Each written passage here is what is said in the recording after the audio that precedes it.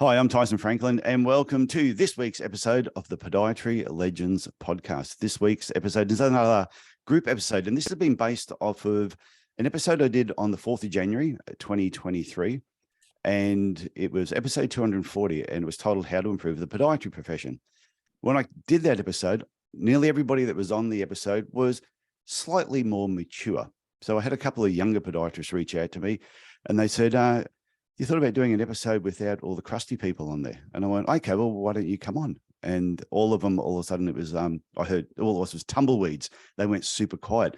So I put the feelers out and I said, who would like to be on a podcast with me to talk about how to improve the podiatry profession, but next generation? So I wanted to get people on here, or podiatrists on here, who have been out less than 10 years. So I've had a few people throw their hands up, which has been fantastic.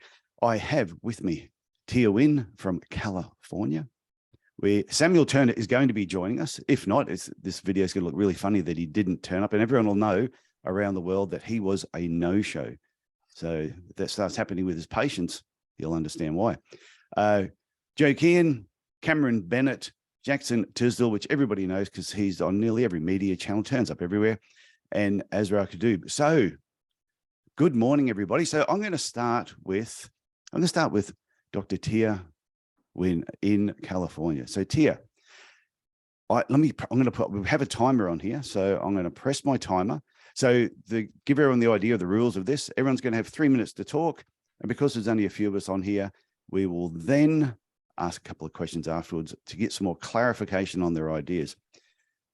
So here we go. Tia, what are your thoughts? How to make the podiatry profession better? Yes. Gosh. I've been trying to articulate what I want to say, and it's really challenging because there's a lot of different facets. And I think in my particular niche, what I'm really good at is talking about the good things in podiatry. And in this generation, we are able to maximize our reach through social media. So I think it starts with having podiatrists who love what they do to talk more about it and amplify that message. And also to recruit those to have mentors or mentees to spread that awareness. I think we are at a great advantage to do that because I think in my generation, I had a lot of people who hated their profession and they were teaching and they spread their hate in that way.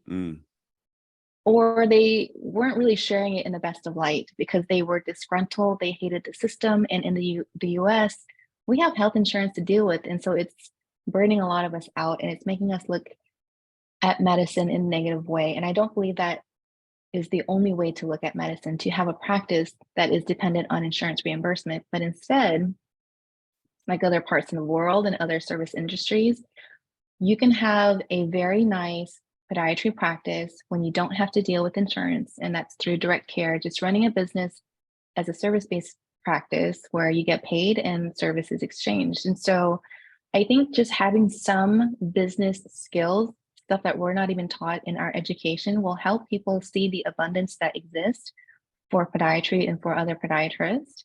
And that way we're not, what do they say these days? That they eat their young, podiatrists eat their young. That is such a terrible thing to hear, even in this day and age, in this generation, that it still persists. And so we need to help each other recognize the beauty that is in podiatry and let those people have the mic and kind of quiet down all of the noise from people who don't like their own profession. So that's my personal opinion on the matter. Yeah, and you don't have to use the whole 3 minutes either, which is fine.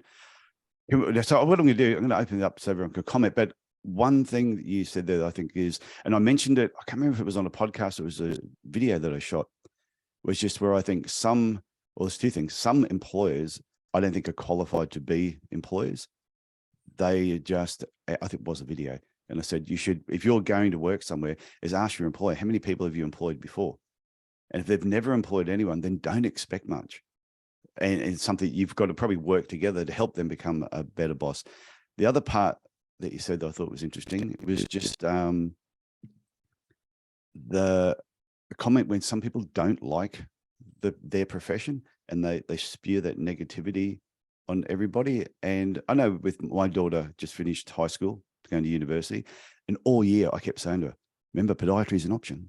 Remember, podiatry is an option. I kept pushing her to want to do it, because I know how good the profession can be.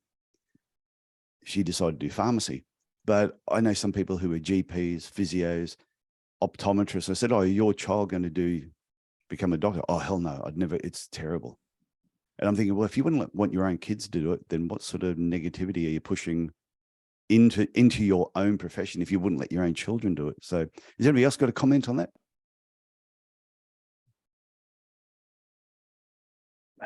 I tend to find so many of the educators within the university are sort of pushing for those biases as well. You know, perhaps they're disgruntled with the profession. They're not, they didn't kind of see what they wanted to see. And so you do definitely see these biases, you know, sort of perpetuated through the university, which is disappointing, because then when students or, you know, new graduates first come out, they've already got these ideas in their head that have been instilled by the people that should actually be opening their minds to stuff rather than closing them off.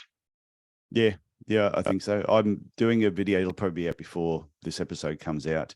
And it's something I've noticed recently, and a lot of job ads that have been put out there in Australia, is the owners of the business are saying, our business is all about patient care. We don't measure KPIs. And I'm thinking, what the hell? When did this happen? And to me, I think it could be that attitude that, you know, like everyone that runs gets a ribbon. It's sort of it's that, oh, we don't want to upset anybody. So instead, we won't put any standards in place. So I think that's a bit of a problem. Oh, there's Tia's daughter. Yep. So does anybody else have a comment on what Tia said before I move on to the next person? No one's got anything else? Okay, well, Cameron, since your microphone is already unmuted, you may as well go next. All right. Hope I don't upset too many people here. I'll go for it. No, this podcast upsets a lot. Also makes a lot of people happy. So just go for it. All righty. So look, in my opinion, one of our biggest issues is, you know, retention of staff. Obviously, podiatrists coming through and they end up leaving the profession. So there's 4 kind of main points that I've found, or in my opinion, are going to really impact this. And oh yeah, did you want to start that timer up? Yeah, I just did. Yeah, I just put it on. No, it's fine. Beautiful. Yeah, you got an extra 10 seconds. You're all good. Excellent. So look, point number 1, I think podiatrists need to value themselves more. So when you're going through a 4-year degree and then you're going out to a nursing home and, you know, the nursing home's paying you $25 a patient to go through and provide care, what are we doing? Why are we accepting this? You know, why are these big companies taking these contracts on and saying that this is acceptable and that, you know, this new graduate has to go and see 30 patients in a day? That is absolutely mental. All that means is that after 12 months, if they even last 12 months, they're leaving the profession. Like, that is just insane. I personally had a aged care facility approach our clinic and say, "Oh, would you guys come on board?" And I, you know, said my standard rate that we do, and they go, "Oh, would you take $25?" And I said, "No, absolutely not. This is ridiculous." But someone picked up that contract, and, you know, I guarantee that there's some person out there just absolutely slaving away, grinding out, and almost certainly providing very poor levels of care, because that's all you can do. If you have to go see 30 to 35 patients, it's ridiculous. Point number 2, I'll rush straight into it. As business owners, we need to be better as well. You know, there are so many business owners who employ staff to take on the bad work that they don't want to do. That is ridiculous. If you're not prepared to do that work yourself, why are you making someone else do it? And then you cannot be complaining if you're sending your staff member out to do 10 home visits a day, you know,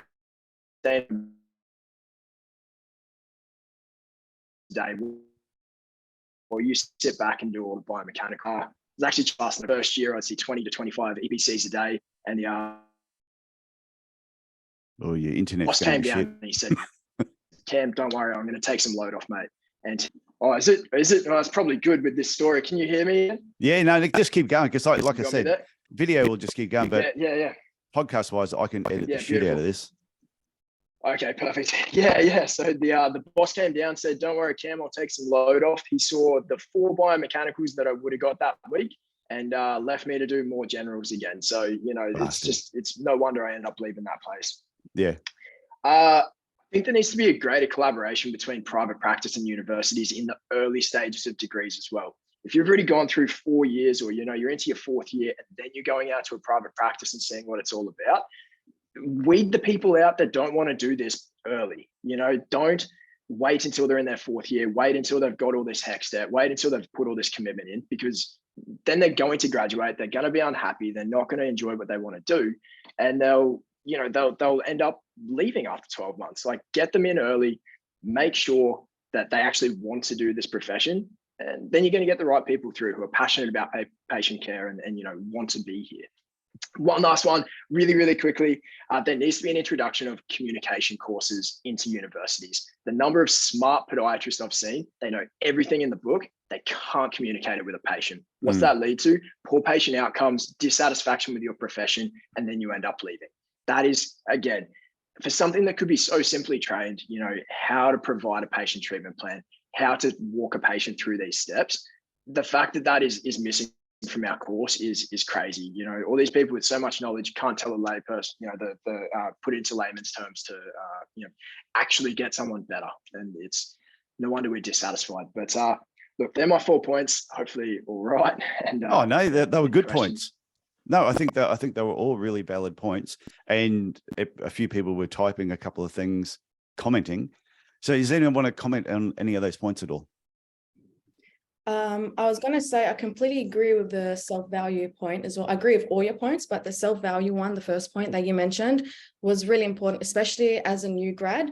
I recall last year, one of my clinicians, I respect all my clinicians equally, they all helped me out so well.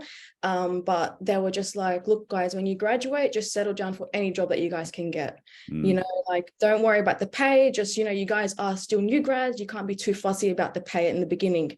And I'm just like, if you already teach us to just respect ourselves and our profession from the beginning, you're already setting us up for failure. And at the end of the day, it's each to their own. You make your own decision for yourself. But I don't think there's many students out there that are my colleagues that have that kind of confidence that I built for myself over the past few years and by shadowing other podiatrists. So I would consider myself as more fortunate in a sense, but there are students out there, like you said, that will end up taking that job that you reject. And, that won't know anything better than that. And then that's just going to devalue our profession as well. So I think it's so important from the beginning to build that confidence and trust within ourselves and that we deserve more. That's my point as well. No, I reckon you're spot on there, because that is exactly, I know what Jackson did when he graduated, because there's heaps of jobs out there that you can take. There's plenty of them out there. And a lot of them are really ordinary jobs, but there's a lot of good podiatrists out there who are, really searching for people who've got great positions, great locations.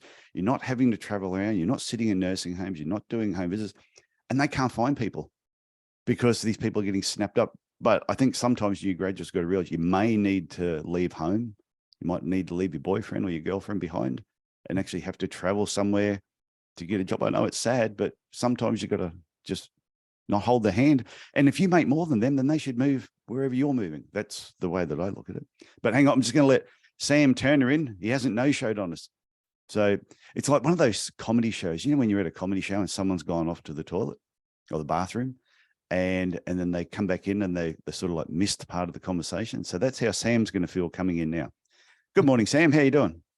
G'day, Jonathan. I'm well, mate. How are you? I'm good. We were talking about you, but it's all good. It's when you listen back to the recording, you'll know what we said. But you've just we were wondering if you didn't turn up, it wouldn't have looked good. No, I promise. I promise. No, that's okay. So does anybody else have any other comments on what Cameron said? Or can I jump in? Yeah, go Joe. And then Jackson wants to say something as well. Go Joe. So nice to see you in person. Cameron and I chat a lot through Instagram, so it's really good to see you face to face. Cameron, how do you think we should go about bridging that gap between university and private practice? Because I know we've talked about it, but let's flesh it out a bit, I think, on the call. Yeah, mate. I mean, look, I think that you need to have the people that are prepared to get involved, the business owners that are prepared to take on new graduates, and whether that means that it's a placement in second year or a placement in third year, perhaps, rather than doing a whole block of placement in fourth year. You're already so invested in the, financially and time-wise, you're so invested into it to find out that, no, this actually isn't something I enjoy or something I want to do. Like that's really poor. So if you can get them in second year, third year, perhaps, just a greater collaboration between the private practice and the universities. make sure that people understand how a private practice runs. Why are we doing this? How do you, rebook patients? How do we get people back in? It's not the university model. This is what happens in the real world. And I think that just needs to be instilled at a really early stage. So not in a negative way, but it weeds out the people that don't want to do the job. And that's fine, because then they're not graduating and then they're not leaving 12 to 18 months into the profession. So when they do start private practice, it's not a massive shock to the system because they've seen some of that already. Because you and I both know, and probably everyone on the call, that the uni system, the way it's structured, isn't geared towards private practice. And that's no individual's fault, but it's just the way it is. So when people do come out of uni from that final year, going from their placements where they might see a couple of people a day, maybe more, depending where they are, and they go into private practice where they are open a bit later, maybe working some Saturday mornings, that's a massive shock to the system. Yeah, makes sense. So Jackson, did you want to comment as well? I was just going to say my points sort of flow on a little bit from Cameron, so I was wondering if I could go next, if that's all right. Yeah, go for it. Yep. So you can start the timer if you like. Oh yeah, okay. I know you, so I better press the timer. Here we go.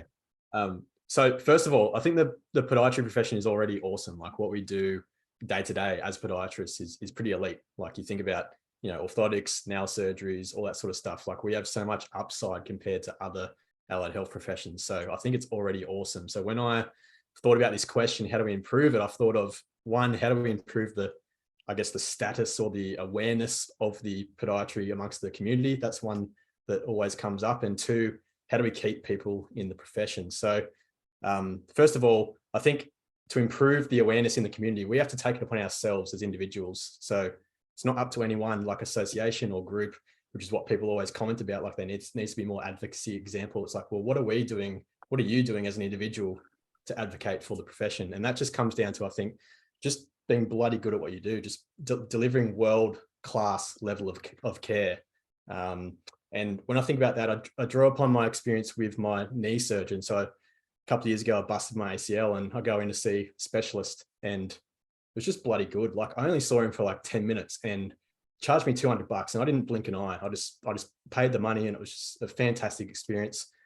So I guess what he did was he made me feel and understand the importance of my the injury that I had and what needed to be done. He gave me really clear direction of what the options were for treatment, and he had a strong recommendation. I feel as though sometimes as podiatrists, we tend to beat around the bush and, we'll try this, then we'll try this. If that doesn't work, we'll try this. Like we need to be really clear and have some authority and confidence within ourselves to deliver that world-class standard of care. And that's how we develop respect from the patients that we see.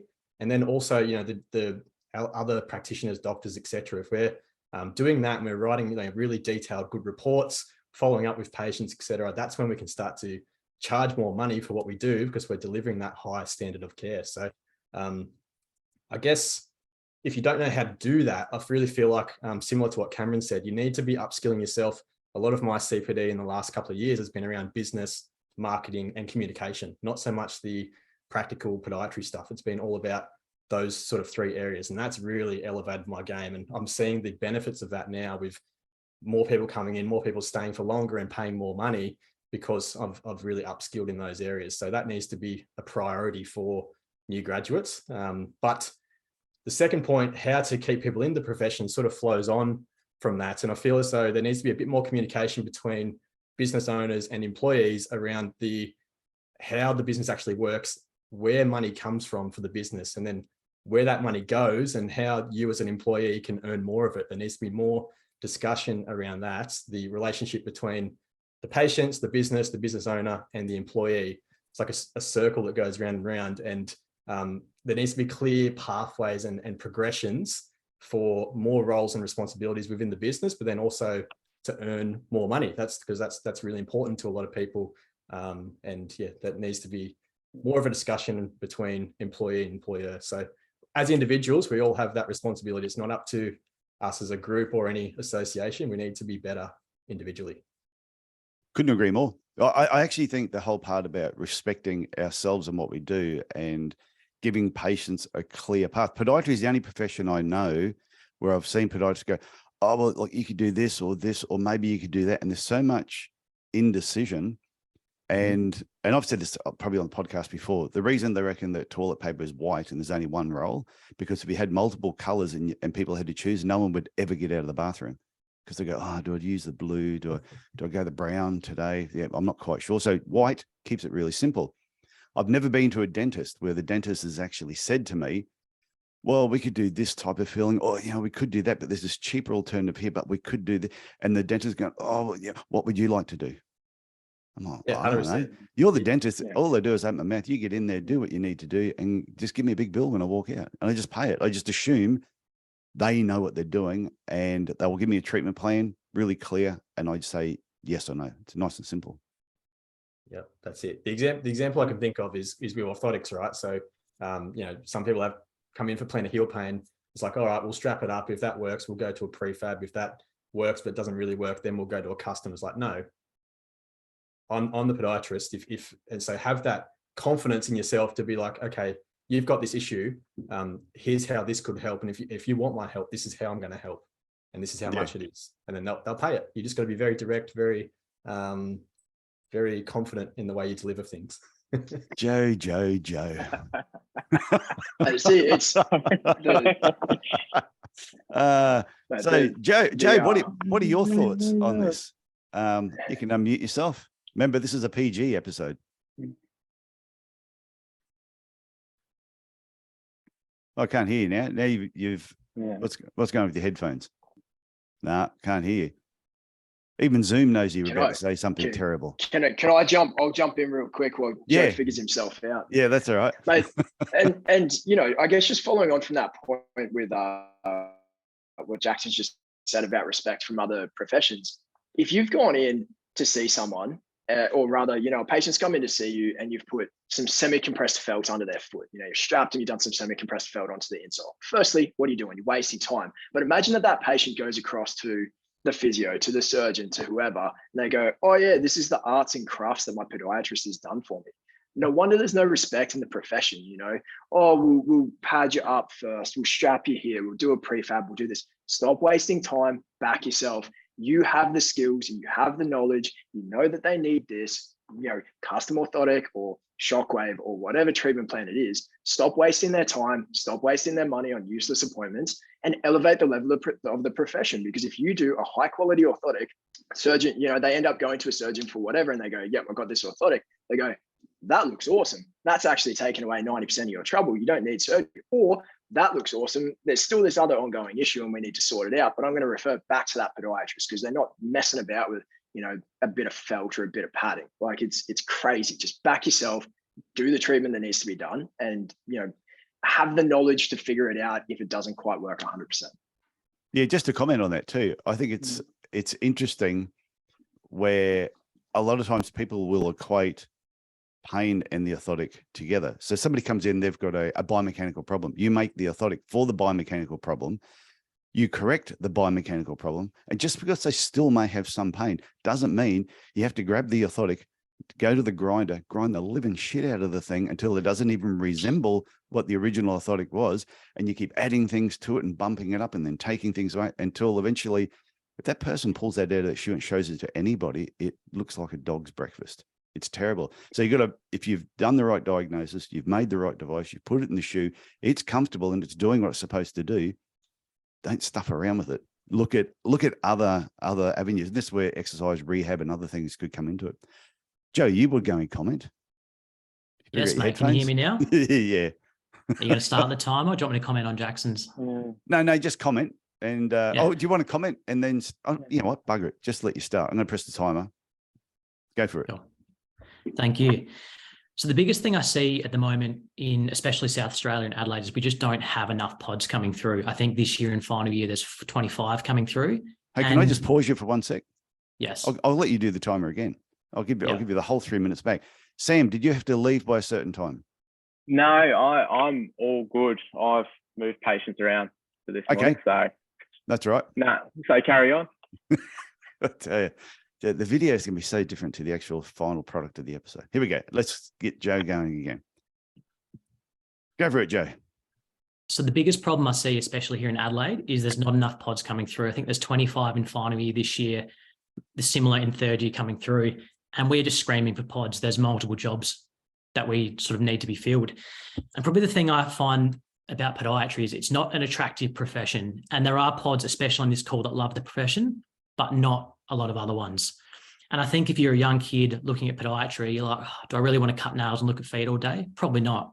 And I got into it because I had problems with my own feet and I saw a really good podiatrist. So that's what got me into it. But that's not what gets a lot of other people into it.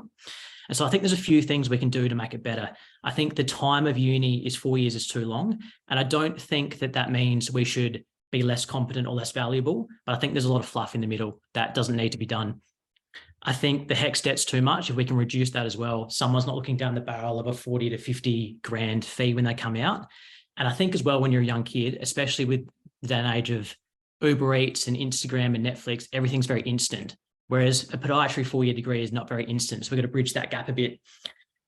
The other thing I was thinking of as well is if I'm a young kid and I can start an e-commerce store and drop ship a dog bed on Facebook and make money, why would I go and be a podiatrist? Like, we've got to make the profession way more attractive for young kids and showcase what we actually do, because we know we've got valuable skills. Like, I love being a pod. I love doing custom orthotics, seeing runners, doing nail surgeries. There's a lot of cool stuff we do, but not a lot of the public knows about that stuff.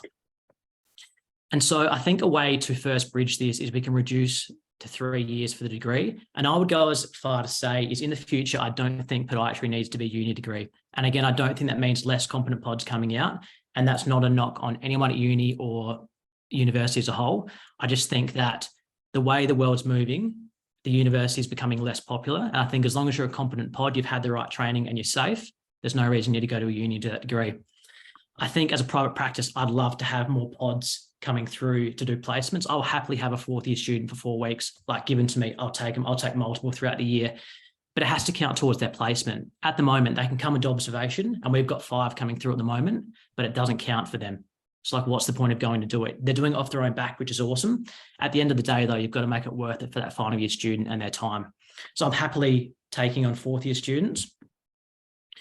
And yeah, I think if we can start switching towards a few more of those things and maybe setting up a pod internship rather than a degree where they get paid from first year, they start seeing clients earlier, doing your nail cares, your more dermatological nail care type stuff. I think we can get really competent pods that love the profession because they've seen all the good stuff for the 3 or 4 years and not just all of theory and a lot of public placement. And we can really uplift the profession as a whole. All righty then. Well, I don't agree with everything, but that's. I'd love to chime in. Yes, go for it. Because I don't understand the education differences between Australia and the US. Oh, I do. So in the US, DPMs are trying to equalize our degree with MDs and DOs. And so that is our challenge, is that we go through medical school 4 years, we go through surgical residency for 3 years. We all can be sufficient in foot and ankle surgery. And I understand in Australia, not everyone does surgery. Is that correct? Yeah. That's not a normal pathway. Yeah. So it's pretty much when a lot of when we go through, it's everything that the American podiatrists do. We spend a lot of time with biomechanics, a lot of time in orthotics, that side of things. But the surgical side of things is something that you can choose to do it other than nail surgery. Other surgeries, you choose to do that afterwards as a postgraduate qualification. So I think the discrepancy in itself is the problem, because if you're like a chiropodist from Canada, the US still thinks DPMs are equivalent training to chiropodists in a different country. So even country to country, the training degrees, we may be called podiatrists, but our actual scope of practice is very different. So we have to look at this on a national level, not just within our country, even though you know it's scope dependent, state dependent. So I can't say that our education needs to be truncated, but I do think our cost to be educated needs to be lowered because our reimbursement is so terrible. So the outcome must exceed what we invest in our education. So however long that takes, the cost of it must really outweigh our investment and get that return. So that's the difference with at least the US. I don't see the cost going down, although it should, because the same with us, our matriculation has gone down, the interest in podiatry has gone down, applicants have gone down. And yeah, I would much rather drop ship and make 3 times as much than I do now. So that's just another skill to but I'm not saying to leave podiatry. I'm saying there's a lot of work to be done, and I don't know. I don't know if our education will ever be affordable enough to encourage people to enter the field. Some of the things that I really agree with Joe, I think the course, when I went through, it was 3 years. It was, Yep. and it was, I saw patients from week 6. So from week 6, we were on the clinic so many times a week. I had a scalpel in my hand and a patient's foot, and I was just learning stuff on the job. And we made a lot of mistakes and possibly scarred a few patients along the way too, as well as myself. But that was great, that hands-on, really practical aspect of it. When I came out, I was so comfortable just working on patients, because by my phone, that's all we did, was just working on patients. And because they enjoyed my company and I stayed for an extra year, I was on the clinic every day, pretty much from the whole day, just in the clinic messing around. So I was really confident when I came out. I like the idea of shortening the course to 3 and then having 2 years, more like a residency type program. But you've got to work at a clinic that has ticked all the boxes on. Has to be accredited through like APOD A and stuff like that. Yeah.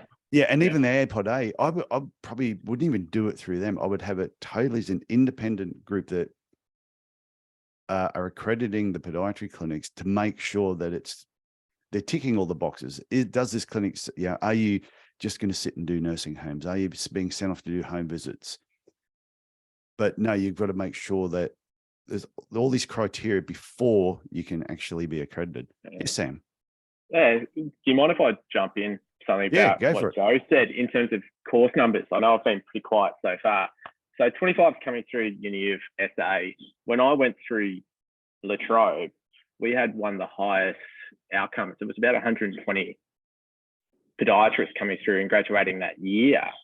So Joe, I'm probably going to ask a question. Is it the fact that we're not getting enough, or is it the fact that we're not retaining enough podiatrists within the profession in the first place? Because if 25 are going to come out and you're going to keep 25, rather than say my year level where there's 30 of us still practicing, it's not necessarily the best part for it. So it's both. I think it's both. Yeah. I think it's like podiatry. Give you an example. When I had my podiatry business in Cairns here, I used to spend $10,000 a year sponsoring this group up here called the Business Liaison Association. And it's an organization where it brings industry and students together. So every event that students had right across Cairns for the whole year, Pro Arch Podiatry was mentioned. I would be there. I would talk to the students. I would do certain things. And I was trying to let them know how cool podiatry was. Now that I sold my clinic, no podiatrist is one of the sponsors, but I'm now on the board to doing exactly the same thing. Pharmacy gets a big push. Medicine gets a big push because James Cook University is one of the sponsors. Central Queensland Uni is one of the sponsors. So if QUT, like saying Queensland, was one of the sponsors, then it'd be really easy to push podiatry to the students on a regular basis. I think they just don't know. They look at podiatry and they look at feet, or they see the podiatrist down the road who's got the small little clinic, no receptionist. It's the only health profession I know that doesn't like having receptionists. And they're just clipping their grandmother's toenails and they go, yeah, no, that doesn't really look appealing to me.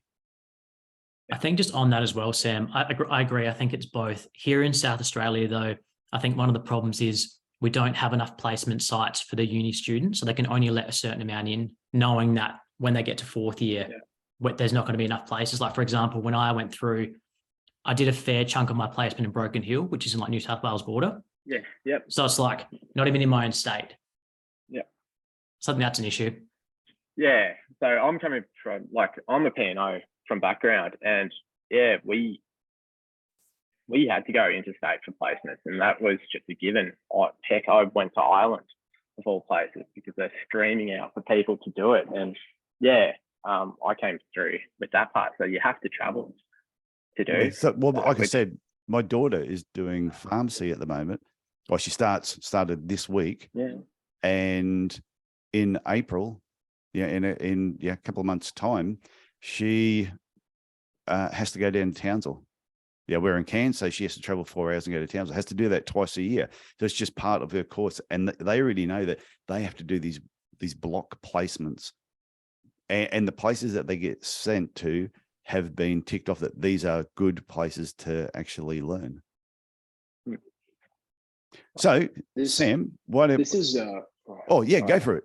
So I was just going to say real quick, yeah, just on that point you made, Sam, of, is it not enough coming through or too many leaving? Imagine every single person that leaves, they're certainly not going out and telling their children or their friends, oh, you should go do podiatry, because they've left the profession. So why would they encourage anyone else to come through? So, you cop it on both sides, where every single person that's leaving is discouraging more people from coming into the profession. So absolutely, there's not enough coming through. Absolutely, there's too many leaving. But if you kind of identify, you correct the issues that are sort of with employment, with pays, with, the kind of work that we're actually doing, in theory, you keep more people, which then allows more people to start coming through. Yeah, which is a fair point. It was more to get that discussion around it, because it's about retaining it first when going through. And the point that was, we got 110 people there and they've left, and which is the hard thing. And it really sucks, because they were fantastic podiatrists and they just got burnt out in the end, because again, they came into something, they saw 15 people on their first day. Then the next thing is you go see 20 people the next, 25 the next one. Where's the limit? You're seeing 30 to sometimes in nursing homes, 40 people in one go. And that's not living. That's not working. How can you give adequate care? How can you give adequate service? And no wonder people just say you're just a bunch of toenail cutters. But then we have a look at that. So I don't know, this might be my 3 minutes, but how do we have a look at? Okay, I'm going to put the timers on, and this is now your 3 minutes. Sam, go for it. So yeah, going through is having a look. Okay, what's there? And again, it's onus on business owners to be able to not throw someone in at 15 people, 20 people, 25, 30 people. So it's not ethical. Then for people saying, if I'm seeing 30 people today, what's next? You can't really see 50 type part, and that just automatically rules out a career progression, which is probably something Jackson alluded to, is having that constant discussion of, okay, how do we grow? What's the business type? And it's through there. So for me, I got out of the business quite quickly, where I saw 30 people on the first one. I went, what do I do? I can't see constantly seeing through more. So I started changing the way I had a look at how I practice. And I went, I need to be able to have a bit more career progression. So I actually got rid of half my patient list and focused on my big people, so I can work through and eventually take someone on and say, how do we start getting people into a better opportunity with progressing? Let's start with 3 people and get you right and build this and build and build. So eventually you can be able to take on a sporting club or have these big progressions through there. So it's probably a horrible way of putting it, but we need to be able to help people with a career progression and start with that, rather than throw them in the deep end with 30 people and saying, well, where's the light at the tunnel? Your ceiling's already there, because physically you can't go any more. And the other part is when we start talking about other professions respecting us, we need to start respecting the profession ourselves. And it's about a whole thing that I've spoken to Jackson and a couple other pods. It's about pods helping other pods, because we're only as strong as our weakest link. So we need to start building people up as a profession, as it together. So I won't use the whole 3 minutes. Oh, no, that's right. I'll throw the next minute out to. No, but what I was going to say too, and this is the part, because I've gone overseas a lot and I've seen podiatry in the UK and in Canada and in America. The one thing I will say, the podiatrists in America, their attitude towards podiatry is so much more positive. I don't know if it's just I know the positive ones, but their attitude towards them as being podiatrists, they're like, like you never meet a chiropractor who's ever down on chiropractic. I mean, when you're in chiropractic, you drink the Kool-Aid 100%. As soon as you start the uni, you're given the chiropractic drug, you pass that on to your patients, your receptionist drinks the Kool-Aid, everyone sings Kumbaya and everything's great. American podiatrists are more like that. Would you agree, Tia? No, you don't agree. You don't have to, but I just found most of them are really positive. You're around positive people, yes, because they have business skills that teaches abundant. This is true. Those in private practice, but the remainder who are employed or corporate bound, they're in the same circumstances where they have to see high volume and they get paid very Okay. low, but they don't know how to draw the boundaries. Those are the ones that are getting burned out. Those are the ones that can't say no. They don't know that they're getting into a bad deal, and then they put themselves in a bad deal, and then they can't get themselves out. So instead they exit. So I do see the dichotomy between business owners and those who work for others. In my circle, same thing. I have people who are positive, but I get regular encounters all the time saying, I hate podiatry, the profession. I would never tell my children to go into this because I hate it, because I chose to tolerate instead of choosing a better way out. So that is the onus on them, is they're not choosing a better way for themselves because they don't know how. I'm glad I found the the positive ones. They may have burnt me out otherwise. Yeah.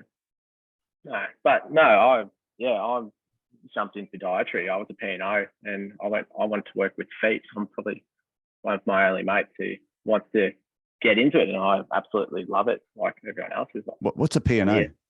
Prosthetist and orthotist. Oh, right. Okay. Just excuse my ignorance. That's all right. No, I'll cut back on the abbreviation. Yeah. But yeah.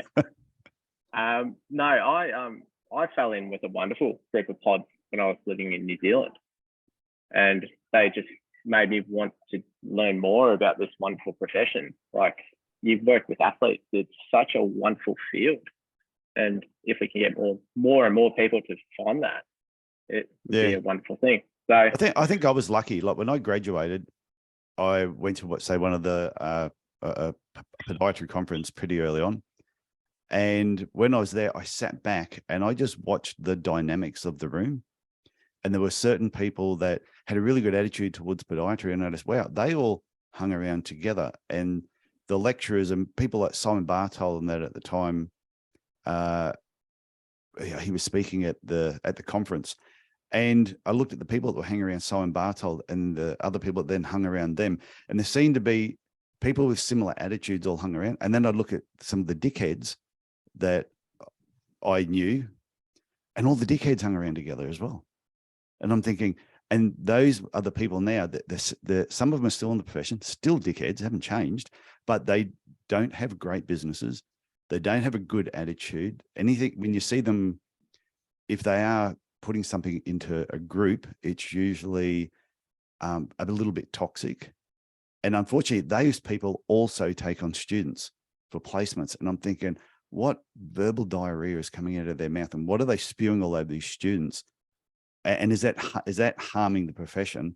Just it all comes back to how you see yourself, the respect you have for yourself, the respect you have for the job you do every day, and then how you're putting that out to the public and the rest of the profession. Tyson, just on that, when I was in my final year, we had a university tutor who was leaving podiatry because she didn't like it. And I thought, this is strange. Like, you're trying to teach me my final year stuff and you're leaving because you don't like it. Yeah. Well, I actually, when I wrote the world's greatest podiatry book, It's No Secret There's Money in Podiatry. Everyone here read it? I've read it. Well, I wrote it, so I've read it a couple of times. But when I wrote that, I then sent a copy to every university. I also said, hey, I want to come and talk to your final year students just about your progression into the profession. It wasn't about making money. It wasn't, all it was just having this positive attitude going and what to look for when you're getting a job. And not one university got back to me. I did it again the following year and they all just shut me down, weren't interested in having me talk to the students. And except Southern Cross Uni on the Gold Coast. Paul Butterworth said, hey, yeah, come in and talk to our students. So I ended up shooting a video, which he used, I think, for about the last 5 or 6 years for their final graduates. I mean, Tyson, you don't have to look too far to find these people who, like you said, there's these people who complained about the last podcast that there's no one young on there, but then no one's prepared to stand up and actually do anything.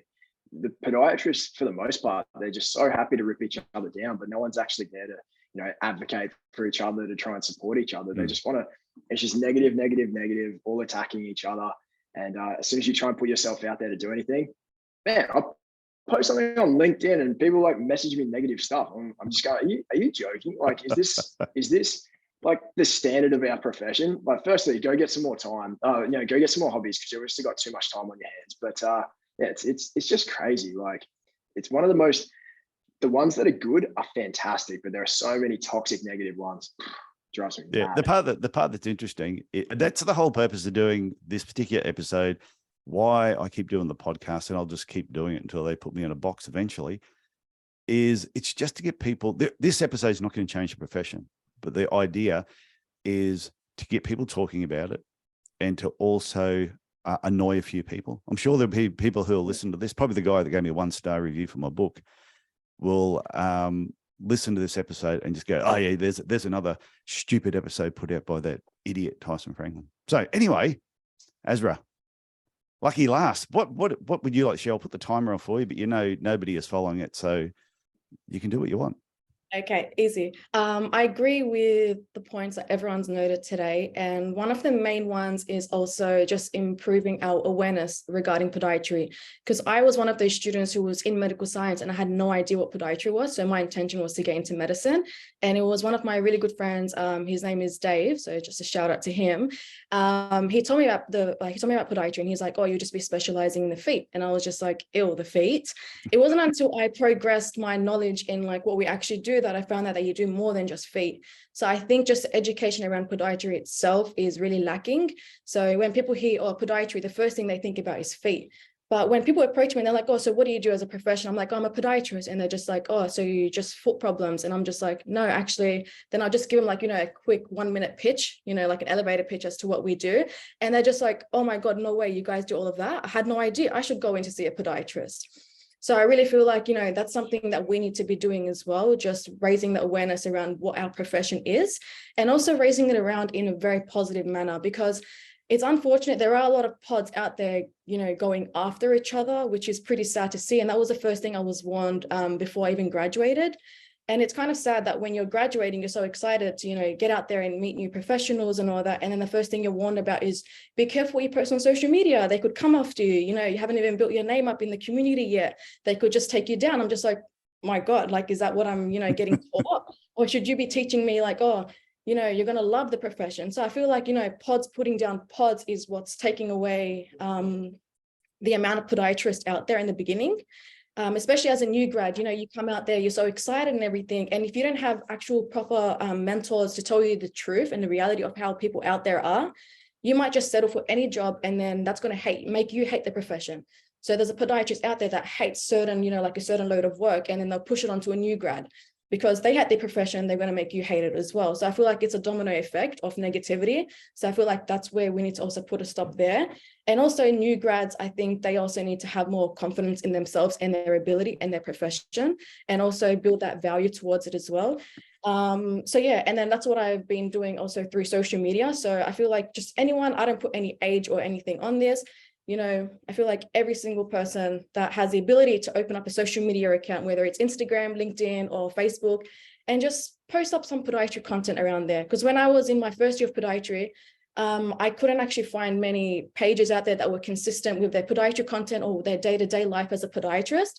There was a lot of medicine pages, like med school students, especially like American med school students that are just so into it. But I couldn't find many people within Australia and Sydney. So that's where it inspired me to start my Instagram page. And I've got like 6 seconds to talk. But yeah, the main thing is just like the awareness. It went back to 3 minutes. Pardon? it just went back to 3 minutes. So just to like reiterate, it's just the, raising awareness and our confidence within our own self and our own profession in essence, and just being more positive. We're out there to help one another. If us podiatrists are beating on one another, we're going to kill our own profession. That's the main issue that I'm seeing out there, especially as a new grad as well, and haven't even experienced the real world yet. Yeah, maybe we need to have Podiatry Legions Association. Yeah. And you got to have a positive attitude to be in there. And it's really just about promoting the profession and nothing else. Because I think the association has its role. It's there as like putting on conferences and doing education stuff. And it might do a bit of political lobbying. And I think it has its role. But I think when the association comes to promoting profession, they're crap. They're not really that good at it all. And that's why even in Cairns, when it used to have, they'd have Foot Health Month or Foot Health Week, and they're going, this year we'll be doing the high risk foot. And we're going, I don't. So we would change the theme. We'd change the theme to whatever. We'd say this year, Foot Health Week is, and we would just make up our own. And that's what we would tell the media, and that's what we would actually promote. So I don't think the association is very good at communicating what we do to make it sexy for the next generation actually coming through. Definitely agree. And it was also, sorry, another point, just quickly, also regarding services that we offer and the value behind our services. You know, you have some clinics that will be like, oh, this clinic, and they'll name the clinic as well. They just be dissing on them. They charge this certain amount for orthotics, and then they'll be dissing on orthotics. And I'm just like, orthotics is, you know, a very valuable part of our profession, and we can offer great, you know, service through providing orthotics to patients. And then you have podiatrists out there, they'll just be like, oh, you don't actually need orthotics. And then teaching this to the general population, you know, on like, you know, on your social media as well, or just through word of mouth, I don't think is the most positive light. Because then if they come to me as, you know, a podiatrist, and I'm just like, I really feel like this condition could be generally treated with orthotics, and there's evidence to back this up as well, that patient is going to be like, no, you just want to make money. You know, so I feel like there's this wrong, you know, negative stigma around our services as well. Like, oh, you guys charge too much on orthotics. You're not going to complain when you go to another health professional that's going to charge you $1,000 for their devices. But when it comes to our devices, because there's this negative stigma that podiatrists have put out there because they don't like what a certain podiatrist is charging, you know, I feel like that's where it needs to also stop. Yeah, so that's just one point. There's so many I could go on, but yeah. No, that's what I used to explain it to my patients. I'd go to explain the price of orthotics. I'd say, now let me explain this to you. I go, it's not the cheapest process in the world, but it's cheaper than going to the dentist. They go, in fact, my brother said if he made these, they cost about 3 times more, and they probably wouldn't work as well because he's not qualified. And patients had a bit of a laugh, and so I never really worried about it. But it's true. If there's, like, I had a podiatrist that worked for me who, yeah. Anyway, he went on holidays. Back then, we used to have pre-mades and we used to have custom mades. And this one particular, he went away for a week, and all of a sudden there were like 14 pairs, or there were 15 pairs of pre-mades that were going to get fitted. Right? So I had to do the fitting. And every patient, I said to him, by the way, out of curiosity, why did you choose to get a pre-made instead of a custom made? They went, what's a custom made? And when I explained it to them, they went, I was never given the option. I went, okay, 14 out of 15 decided to get custom made orthotics when I explained how they worked, the price and all that. So anyway, when he got back from his holidays, and I sacked him the following day, not because he wasn't that good a podiatrist, it was because he said to me, I don't believe in orthotics. And I went, what? He goes, oh, I don't believe in orthotics. And I went, hey. And I must admit, he was my first employee. So once again, I was a terrible boss, and he wasn't a very good employee. So we were a perfect match. So it wasn't until he worked with me for a period of time that I realized we were not a good fit. But his attitude towards orthotics and podiatry was not very good. So I don't know how many people, I know he's taken on students over a period of time. So that thinking and mindset would have been passed on over the last 20-something years. And I can say all this too, because I'm sure he doesn't listen to the podcast. Even if they do, more fans for you. Yeah, give me another 1 star. Go on, do it. Asraa, I really liked your point about not bashing other pods when they put themselves out there, because I think it is a really hard thing to do, especially in a really small profession. I know, Cam, we've talked about it before. Tice, I'm sure we've talked about it before. And I was thinking back to when I first graduated in my new grad year. I was 6 months into my career, and I posted my first bit of content on Instagram, and a well-known pod here sent me an email, told me to take it down. It was rubbish. Sent me an Instagram message, told me it's rubbish, to stop trying. And for about 24 hours, I went back into my shell, and I was like, fuck, first piece of content got ripped to shreds. And there we go. And there's the first swear word for the episode. And I thought about it for a day, and I was like, I can't let someone else like put me back in my shell, because like, this is what I want to do. I'm passionate about it. And I know my first bit of content sucks. Like, it always sucks. But as we keep going, we get better. Yeah. But yeah, I think if that's happening to me, it's probably happening to a lot of other new grads. And then we do lead to that burnout, and then lack of people staying through and progressing through and becoming really good pods, because the first time they put themselves out there, they get shut down. And that's really shit. Yeah, like if I see somebody post something that I like, I will comment that I like it. If I see someone post something that I don't like, and there's a lot of things podiatrists post that it's something I would do, maybe because of my age, or I may not just agree with it, but I prefer just not to comment. I'll only comment if it's going to be positive. Even if I'm thinking the most negative things, I'm thinking I'm not going to destroy whatever it is that they're trying to do. Let them just work it out as time goes on, whether that is who they are or whether they're changing it. But Joe, I must admit, I like your life coaching videos. I wet my thanks, pants mate. watching Just trying to help people. I wet my pants watching those videos. So has anybody got any other comments for Asraa or questions? No, it's all quiet. Yeah. So has anybody got any final comments before we wrap up? Like I said, this is just to spark conversations, get people thinking. So does anyone have any final comments to wrap up? Sam? No, it's pretty much a simple thing of just getting pods to help pods. So again, rather than cutting down the tall poppies, we just got to let everyone grow together and build it up as a profession. So that's really the big one. But okay. Tia, what about you? I wanted to comment about social media. We have no control in how people respond to us, just try to disapprove the work that we do and things like that. The only thing we have control over is how we respond. So I don't want that to be discouragement for people who show up and they see a negative comment and they decide to not do it again. I actually want that to be fuel to refute it, or to say, what you have to say is not really legit. You're just another bot. I'm here standing firm in my ground. I have something valuable to give to others, and I'm showing up for them. I'm not showing up for the naysayers. So I think future generations take that into account. Right now, there is no age restriction for social media, unfortunately, and there is no age maturity for social media. And so we have to know that those will always persist. But if we continue to speak to our audience as if they were our biggest fans, then you will certainly thrive in your practice.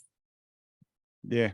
But even on social media itself, there was something that somebody posted the other day. It was about, using the doctor title in Australia. So Tia, this will make no sense to you because everyone in America uses the doctor title. Whether you agree with it or disagree, it's not the point. But there was one comment from one person that said, I reckon anyone that uses the doctor title should be driven over with a bus, and then they should reverse back and drive over the top of them again. That's how much they hated podiatrists using the title doctor in Australia. And I'm just thinking, my God, it's just a title. Don't get so upset about it. And anytime anyone posts that in any social media group, it's like putting a match on just fuel. It just explodes every time. So you're going to comment, Joe, aren't you? I can see a big smile on your face. I just agree with you, mate. I think there's a few too many uptight people on social media. I enjoyed that thread. Yeah, it was a bit of fun. And the thing is too, whenever I get on, I just poke them. I just poke them a little. I don't comment too much. I usually just poke, and then I might make a comment towards the end. But I never attack. I never attack anybody, even the people that I think are stupid or are wrong. I just let them have their rant. Give me a bit more of a poke, because usually if you give them a bit of a poke, they rant a bit more and make themselves look even sillier. I think social media is going to forever be a big part of our lives. So yeah, on there and showing your services and your, like what Tia was saying as well, what you have to offer, just keep showing up. There's always, for every hater, there's going to be someone who actually enjoys your content and benefits from it. So as long as you know that, and obviously don't put out, content that's going to bring you trouble, be more logical about the content that you're posting. But yeah, everything's always, there's always going to be someone out there that's going to try and bring you down, and they'll make it their life goal to try and bring you down. But if you don't give in to that, I feel like that's what pisses them off more. So yeah. Is it the comedian? Shit, can't remember his name. Come on, he was in Man with Two Brains. Steve Martin. So yeah, I remember Steve Martin saying, just get, was it that successful that they can't ignore you? So it's pretty much just, no matter what people are saying about you in the profession, what you're doing on social media, to me, it's just, if you're enjoying yourself and you feel like you're adding value to the patient's community in whatever way, just keep doing it and don't listen to what anybody says. Because in the end, you'll be the one that will be smiling and have a happy career and a happy life, and they'll just be miserable buggers. That's exactly right. Yeah. And through my social media page, I've got like so many like students as well who contact me and, you know, ask me for advice. So that's also, you know, like nice to see, because I used to do that beforehand, just contact people and ask them for advice. So it's just that, you know, but fortunately I haven't had any negative comments, but I know that will come in the future. But for me, I'll just smile and wave. Well, I don't know if you guys know who Bella Pandit is. Tia, you would know Bella over in Chicago. And like, she refers to herself, and she was on the podcast, I think it was episode 4, and it was titled Dr. High Heels. Now, I tell you right now, going back so many years ago, if you in Australia, if you're a podiatrist and you were promoting yourself as like Dr. High Heels, I mean, they would have just been all over you for that, just saying, how can you be promoting that aspect, hi, they're bad for your feet, this, that. But she has turned that into a very lucrative, successful business, and she is loving life and loving her career. So Sam, if you want to start wearing high heels and shoot and pitch, it's open for you. It's funny because I actually tell patients that we can get them high heel fit, especially after COVID. So I'm gonna, I know that might open me up, but have them in a size 10. Size 10 would be perfect. I remember I went to I won Miss Voluptuous at a mock dead ball many years ago, and had to wear high heels that night. I just don't know how women do it. It's very, very uncomfortable. But it wasn't a good look. But I was glad to beat the local doctor. Have you tried wedges though, Tyson? They're very comfortable. You should give those a try. Have to do that next time. So anyway, I want to thank everyone for coming on this, turning up for today's podcast, sharing your thoughts. Hopefully people that are listening to this will take a few things away from it. And if there's any haters listening to this, I don't think we get too many haters actually on the podcast or that listen to the podcast. So I want to thank each and every one of you for coming on here, and we'll talk again soon. Thank you very much. Thank you, Tyson. Thank you. Thanks, guys. Thank you.